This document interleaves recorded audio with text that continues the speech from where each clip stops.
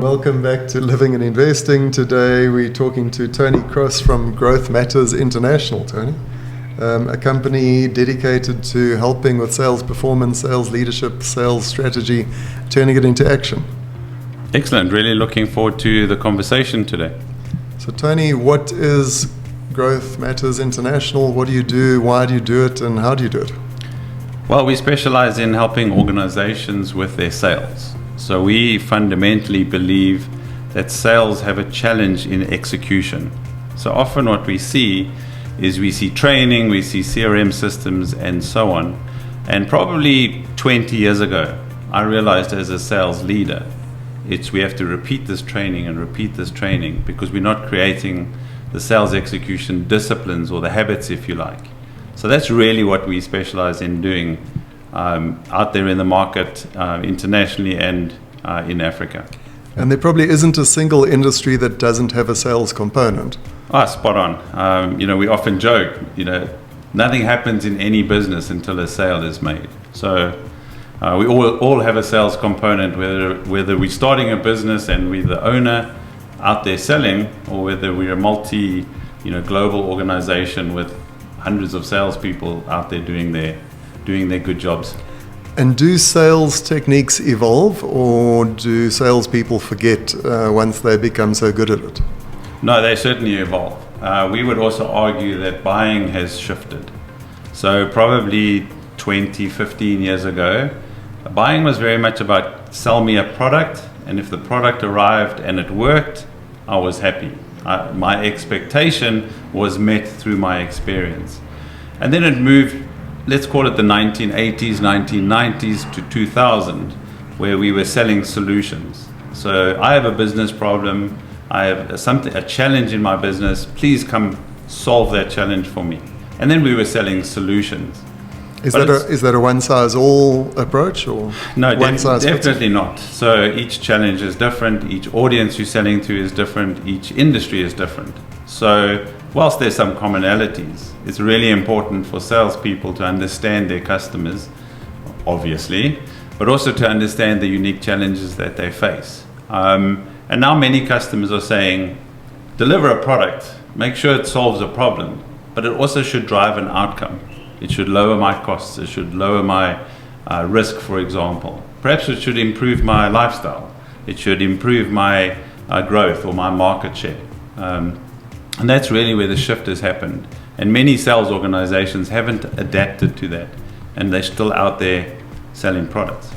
Tony, from our industry, consumers have become super well educated. They do more research than we've ever seen before. Has there been an evolution of the consumer that has driven the sales training process? For sure, Jonathan. We estimate that 57%, in fact the research shows 57% of a buying decision has already been made before meeting the salesperson. And if you understand that, that's the research, as you say. We have access to more and more information. So often a buyer maybe knows more than the salesperson about their particular situation, their environment, their requirements. And they're expecting a salesperson to almost step them into the next stage. And often what we see is a salesperson enters asking, let's call it the basic questions, the needs identification question, and frustrating buyers because they already moved along their buying cycle. And sales training, sales development, coaching has to evolve with that. Otherwise you end up frustrating buyers who are, as you said, more informed than ever before.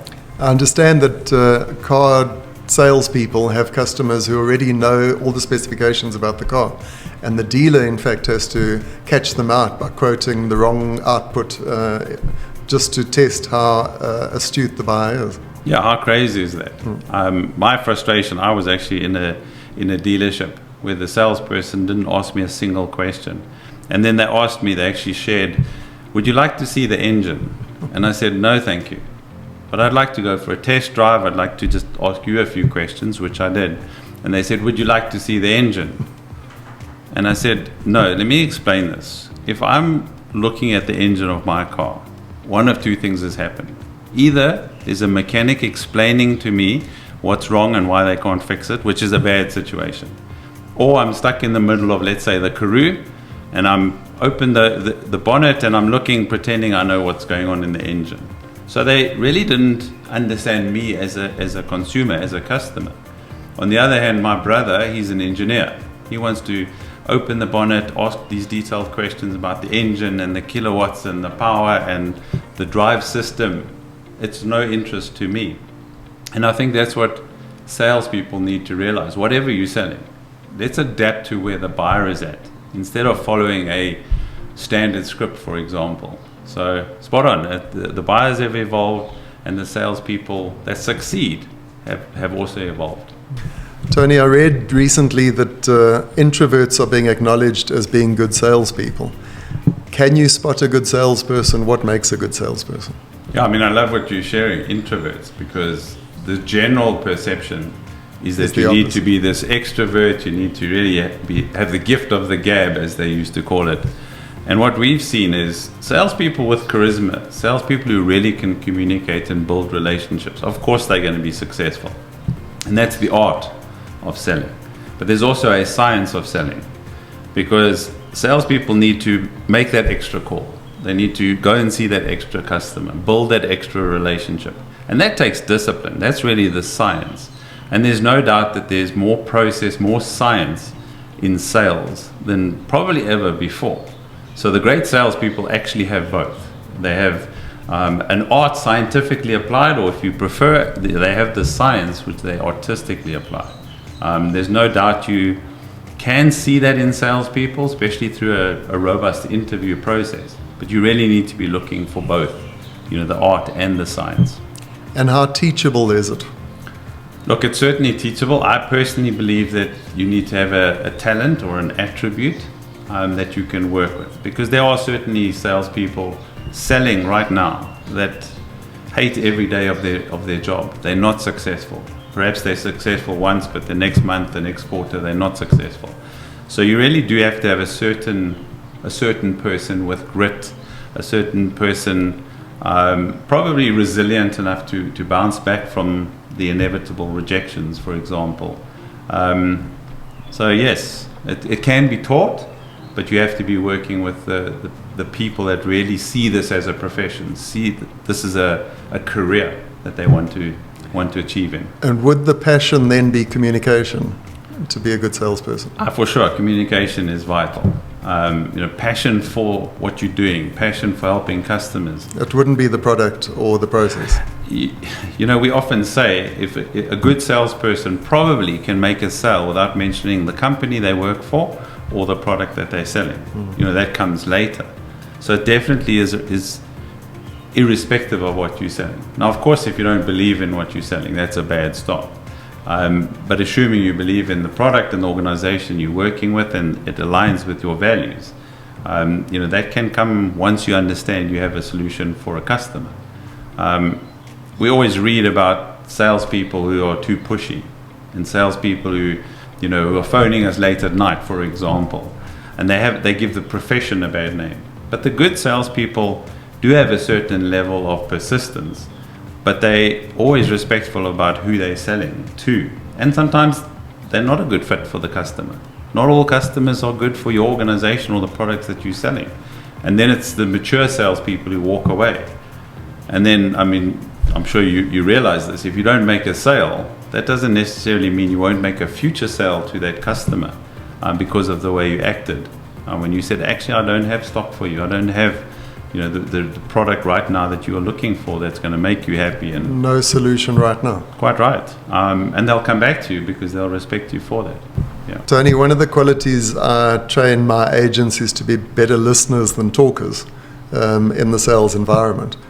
What qualities do you recommend salespeople train on?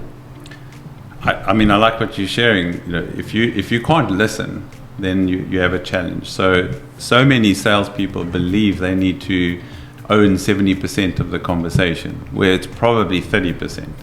And how do you do that? You ask better questions. So if I'm asking great questions and I have a true intent to listen to the answers, that's certainly a great skill. Selling houses. Imagine if I walked in as a prospective customer and the real estate agent engaged with me and tried to understand my background, and where I wanted to be and my family situation. Really try to understand that before trying to say, this is a great kitchen and, this dining room table can have 20 people, where perhaps that's not what I'm looking for. That's actually not high on my list of priorities. So asking questions is a massively important skill. And on a scale of 1 to 10, how high does emotion rate in making a decision to buy? 8. It's certainly right up there. The neuroscience of making a decision is very clear. We make decisions emotionally. And what that part of your brain does is it looks to your logical brain for evidence to back up that decision. Convince the decision. 100%. So persuasion, we talk about persuasion, is if you're right, that is not a persuasive behavior, actually. So being right and having all the information is not persuasive, because that's a logical thing in the brain. It's the emotional side of the brain that makes the decision pretty much always. And then it searches to the logical brain to say, give me evidence to back up this decision, to say this is the right decision. Does that work at home as well? We recommend not testing this with our significant others, but it certainly works. If you study the science of persuasion and influence, it's exactly the same science as manipulation. The only difference is intent. So the same skills that you can use to influence a buyer are the same skills you can use to motivate, to manipulate a person. The only difference is intent. And often we've seen it. We've seen people that pretend to be these great salespeople out there, and actually they're manipulators. We've seen the Wolf of Wall Street, for example. Perfect example. Perfect example of persuasion and influence that actually was manipulation. Same skills. Jordan Belfort is probably the expert at that skill, but when you're using it for ill intent, then it's manipulation. We know that good salespeople don't automatically make good sales managers. What role do sales managers play, and how do you test them and prepare them and train them? Jonathan, they're critical. We believe that sales managers often are the neglected people in the sales organization when it comes to training. So we spend millions on training our sales professionals, which is great, but then they are not coached, for example. And whose role is that? The sales manager's role. So sales managers drive execution, but we believe they drive execution through their people. So they sell through their people, not for their people. And often sales managers, because they were successful salespeople, they like the ego, they like the rush, they like the feeling of a successful close. So I brought in this deal, and that's great, but that's the role of a salesperson. So the role of a sales manager is to get the numbers by executing the strategy through their people who drive that customer engagement. A back office role, not a in-person front. Well, it is a back office for sure, but often, we don't want sales managers sitting behind their laptops, driving a CRM system. Mm-hmm. We want them in the field, observing and coaching, because if you're doing that, you're not taking the lead on a conversation with a customer, but afterwards you're giving feedback and you're giving coaching. That's vital, and probably it's what happened since the beginning of CRM. Is managers moved into the office as opposed to being out there in the field, understanding customers, understanding opportunities, understanding a sales pipeline. And those are areas they need to be coaching. So developing sales managers through the disciplines they need to have is vital for any organization's success. And when it comes to companies checking their numbers and thinking it's to do with marketing as opposed to sales, is that a common thread? Yes, it is, and there's this disconnect between sales and marketing. So where we've seen it successful is when there's a clear understanding of what the handover between marketing and sales is. Salespeople will say, marketing team, where are my good leads? Where are my good opportunities? And the marketing team will say, but the phone is ringing, you're getting all of these inquiries. The salespeople might be saying, yes, but they're the wrong people. And we always argue, okay, but what if you told marketing is a qualified sales opportunity? What does that really look like? What does a good prospect look like? Because those are what we need to be attracting. And the message is that the alignment has to be strong. So when sales and marketing are in alignment, they're massively effective. I mean, it's from the beginning of the sales cycle, but even to the end. You know, what are marketing doing once we've made a sale to celebrate that, to build case studies, so it needs to be in parallel, rather than these futile arguments. You know, is sales the leader and marketing reports into sales, or is the marketing CMO, having the sales team under them? And those are futile conversations. We need both. Both play such an important role. In your role of training sales managers, then, do they dictate to marketing how the marketing function works? I wouldn't say dictate, that would be too strong a word, but certainly they should be talking to marketing and saying, this is what we need as a qualified sales opportunity that comes into our pipeline. For sure, that alignment conversation has to be there. And equally, marketing, the chief marketing officer should be talking to the sales people and saying, well, what is your message? Because our message is whatever it is.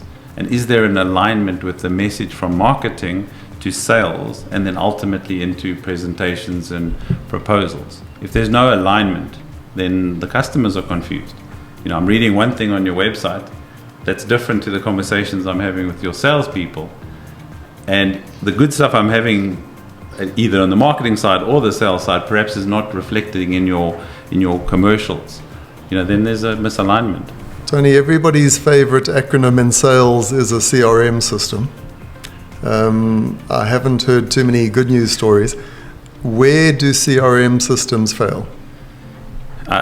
In many places. Probably starting with what is the job a CRM system is hired to do. We haven't defined that. If a CRM system is hired to create a sales process that's aligned to a buying process and help salespeople with that and help track activities through the buying process, then it's a great definition. Tool. It's a great tool. CRM systems are good tools. Some of them are probably overspec'd, so you know they're too big for what they're designed for. I mean, you can, if you're a small and medium-sized business, you can run, using a spreadsheet, as long as it's doing what you need it to do. Is it helping the salesperson build relationships and progress deals?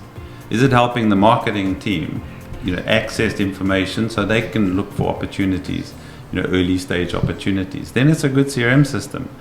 I think the discipline is poor, so salespeople hate it because it's seen as a admin overhead. It's seen as a big stick. It's seen as I have to put this information into the system so that if I leave, the organization is protected. So there's all of these mindsets around a CRM.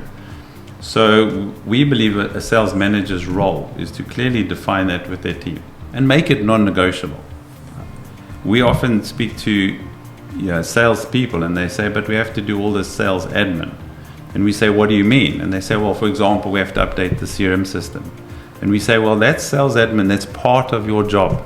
It's actually part of your job. We're not talking about doing a claim or a travel. That's admin. This is sales admin, which is important. So yes, that's part of your job. Just as important. It's quite right. I mean, it needs to be defined in your job description as that is something we expect you to do. Then it works. And just the last point is we often don't get the insights from the data. We've got so much data about so many things, but are we using it to create more opportunities? Are we using it to progress, deals through the pipeline, or is it only there as a admin or a reporting, big stick? Cherry picking the results as opposed to using the process. No, quite right. I mean, we in our business we use a CRM system, and if we've got 10 opportunities for a salesperson, it's great because they track those opportunities and it works. It certainly works. Suddenly you get to 20, 30 opportunities per salesperson. You can't keep track of all those opportunities. And good CRM systems have things like alerts. So they'll send an alert to say, this is past the date where, you should have followed up, as an example. So when they work really well. The customer experience. Help me understand what that means.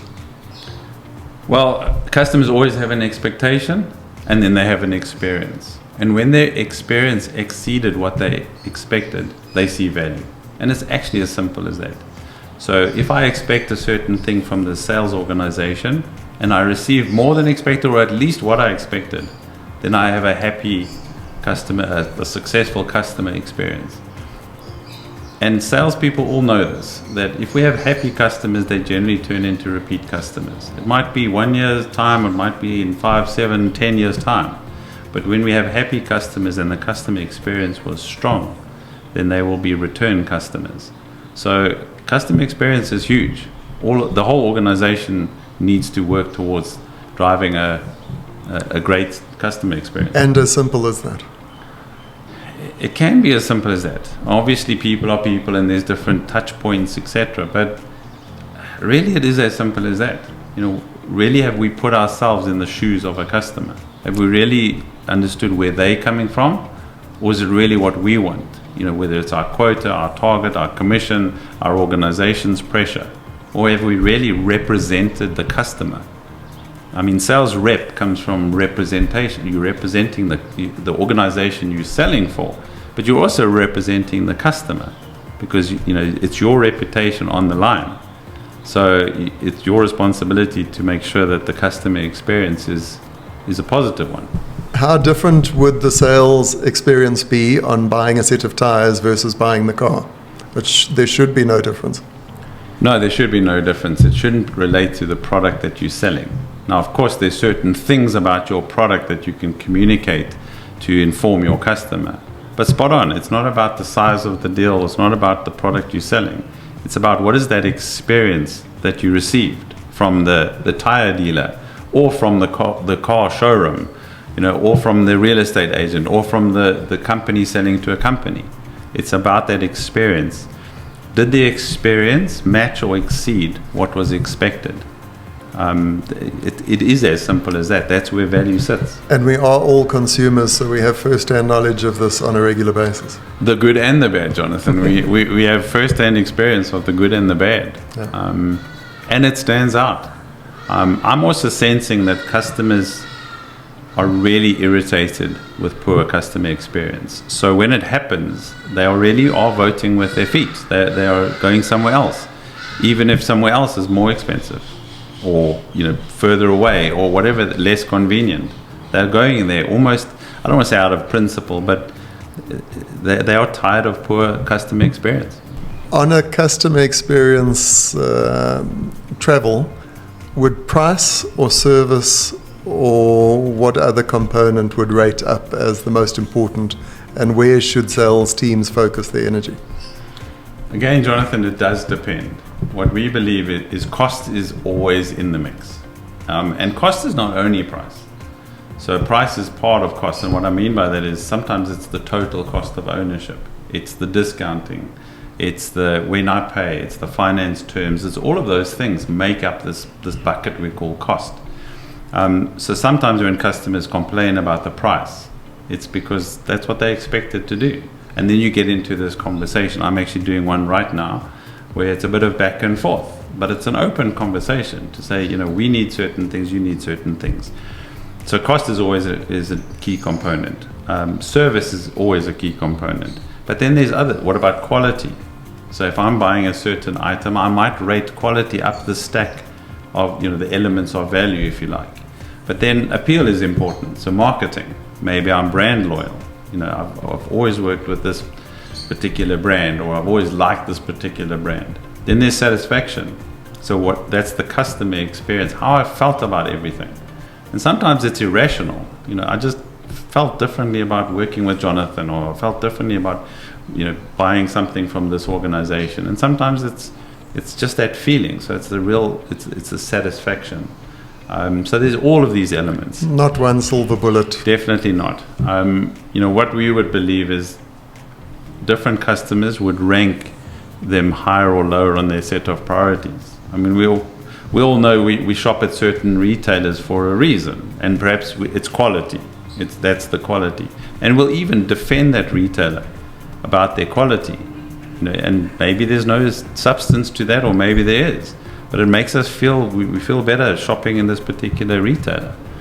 So there's all of these things that different buyers, stack up differently in priorities. Wrapping up, what would be the 3 tips that you would recommend companies focus on in training their sales force? Let's call it 3 C's. So customers first. put everything in the light of the customer. So when we're training, let's make sure we have customer stories we can share. When we are thinking about changing, let's say building a CRM system, let's think, how would this impact our customers? So putting customers really in the center of what we're doing. The second thing is coaching. So who is going to do the coaching? Are you working with the sales managers to make sure that they coach these new skills that the salespeople have learned? And then consistency, because execution really depends on consistency. You can do it once, but that's fine. But have you established the right patterns of behavior through consistent habits? So in summary, customers, consistency, and coaching would probably be. And you cannot leave any one of those out. They are all as critical. I would say so. Your fourth C. 100%. Yeah, critical. Let's make it the fourth C.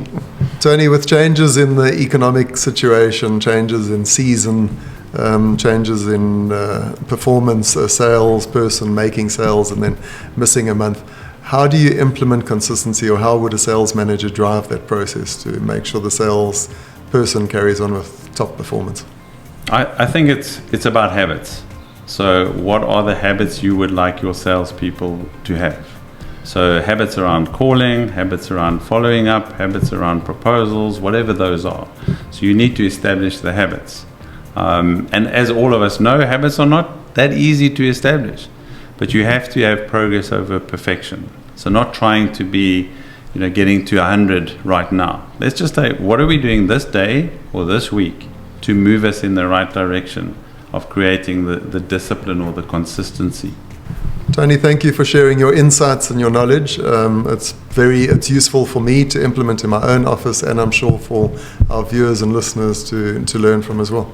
No, awesome. I've really enjoyed chatting about it. Thank you, Jonathan. Thank you.